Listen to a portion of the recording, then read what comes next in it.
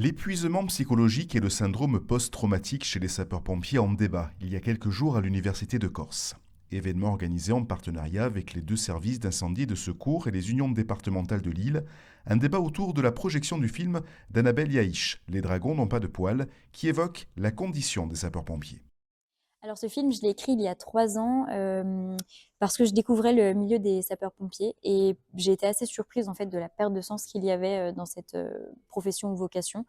Et ça me paraissait assez dingue qu'une institution comme les sapeurs-pompiers était en perte de sens étant donné l'importance de leur mission. Donc j'avais vraiment envie de prendre part à ces questions-là. Quand je l'ai fait, j'étais assez naïve, je crois, sur le sujet et sur la réalité. Et en fait, depuis 3 ans, enfin depuis que le film est sorti, je me rends compte davantage des problématiques, que ça va au-delà de la perte de sens, qu'il y a aussi plein d'autres contraintes. On parle notamment du syndrome post-traumatique avec Stéphane Saison, on parle des changements de société. Voilà. Donc voilà, donc c'était un projet initial qui a donné vocation à quelque chose de vachement plus grand aujourd'hui. Une histoire qui fait écho à celle de Stéphane Saison, ancien chef d'agré chez les sapeurs-pompiers de Paris, blessé à plusieurs reprises dans l'exercice de ses fonctions, qui a présenté un syndrome post-traumatique. Voilà. En fait, je suis ancien sapeur-pompier de Paris. J'ai vécu au cours de ma carrière 3 accidents graves qui ont failli chacun me coûter la vie, dont le dernier, le 25 août 2003, au Aubervilliers, lorsque j'ai perdu un frère d'armes sur intervention. Alors, les conséquences ont été dramatiques pour l'accident, puisqu'il y a un mort au feu et deux blessés graves. Moi, je suis sorti indemne.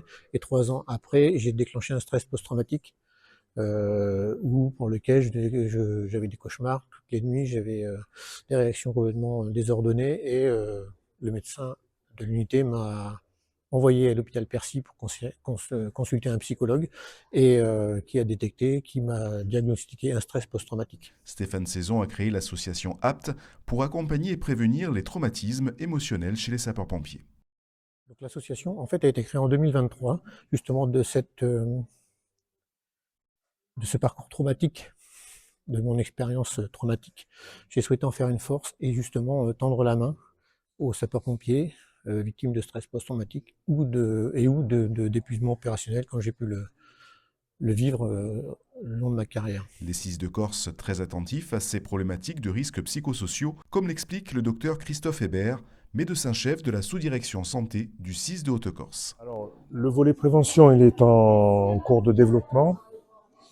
Nous avons envisagé de déployer, enfin en tout cas de prévoir un système de dépistage au plus près des agents dans les centres pour pouvoir être alertés de comportements ou de situations potentiellement difficiles pour les agents, pour les sapeurs-pompiers. Voilà, donc ça c'est un travail qu'on est en train de mener de façon transversale avec différents services et qui est piloté par la sous-direction santé. Les risques psychosociaux chez les sapeurs-pompiers, un phénomène plus que jamais d'actualité.